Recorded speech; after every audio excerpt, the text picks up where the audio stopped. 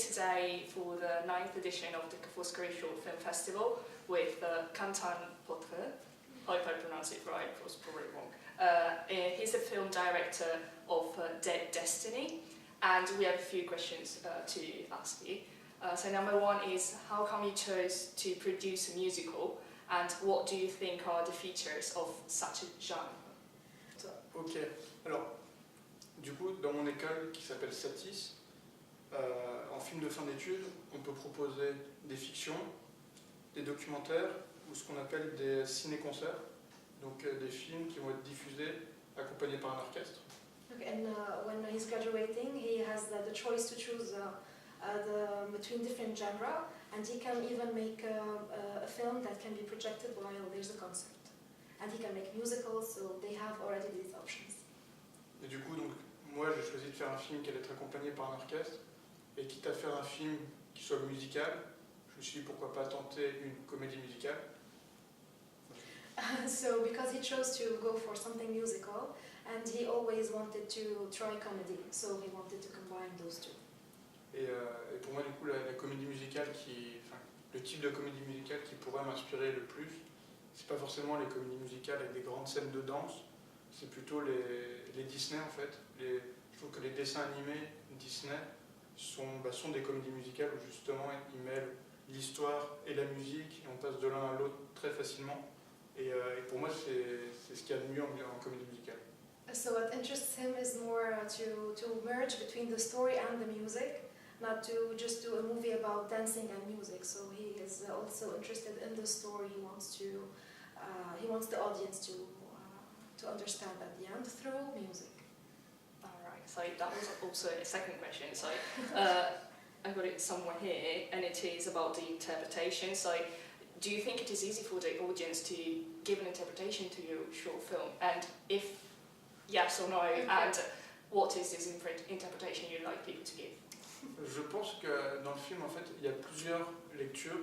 C'est-à-dire qu'il y a une première lecture qui peut être très frontale, et simplement le spectateur se laisse aller dans l'univers du film et dans l'univers musical, et finalement n'a pas forcément besoin d'interprétation en plus, et pas juste un bon moment.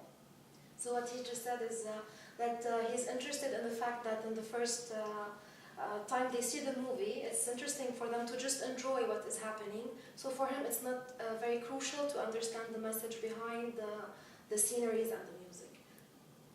Après, je pense qu'il y en a qui, à la première lecture, verront autre chose, et d'autres, peut-être qu'à la deuxième ou à la troisième lecture, vont y voir justement ce que j'ai voulu raconter en plus, justement sur l'univers entre les morts et les vivants, et finalement une réflexion sur ce qu'il peut y avoir après la mort, et la relation entre la mort et le temps.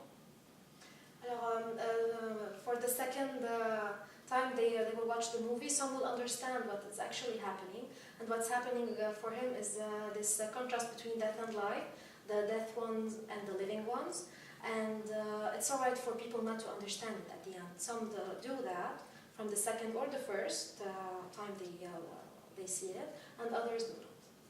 Et après, concernant l'interprétation, moi j'ai écrit l'histoire en ayant ma propre interprétation, en essayant de la transmettre au maximum.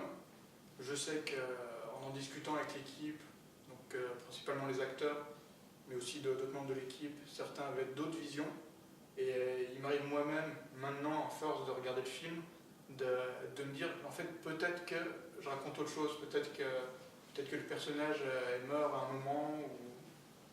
So when he wrote the script, he has his own vision at first, but then while working,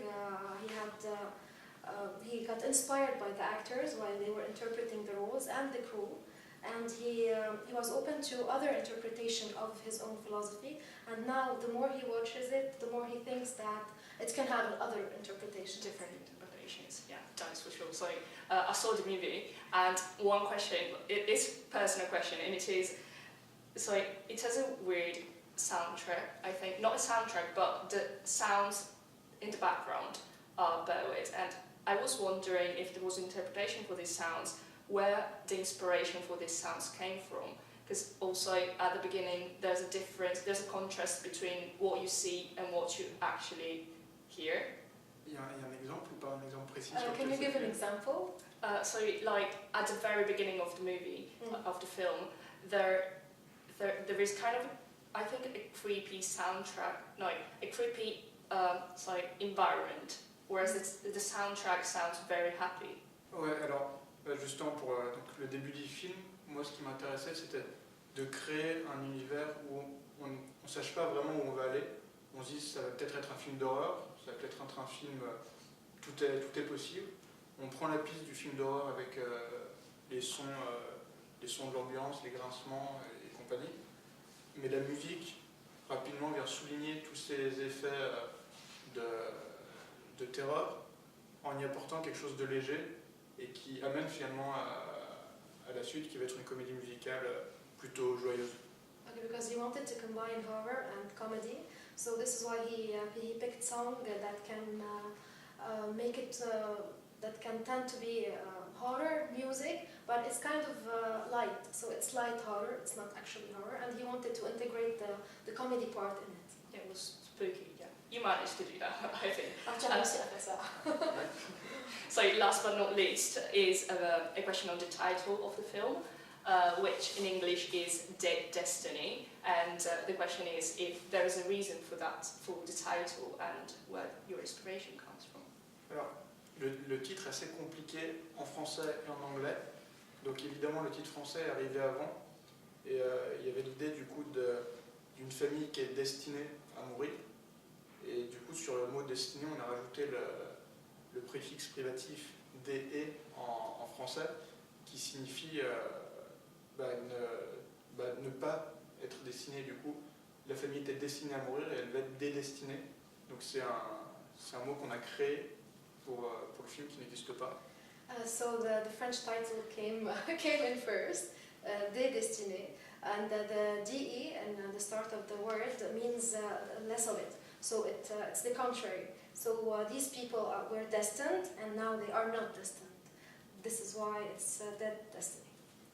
Et en anglais, du coup, on a trouvé l'idée du coup de mêler le mot destiné et le mot mort pour faire un nouveau mot, mais qui serait justement une contraction entre la destinée pour les morts, du coup de créer un peu une nouvelle histoire, une nouvelle vie après la mort. Et après coup, je trouve le titre anglais presque plus intéressant qui correspond mieux au film que le titre français.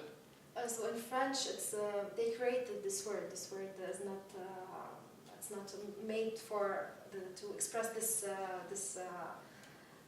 sense of it. And in English, it's the same. So they combine two words, which is dead and destiny, to create this thinking process afterwards. So you have to think about it, and to express also this philosophy of after death and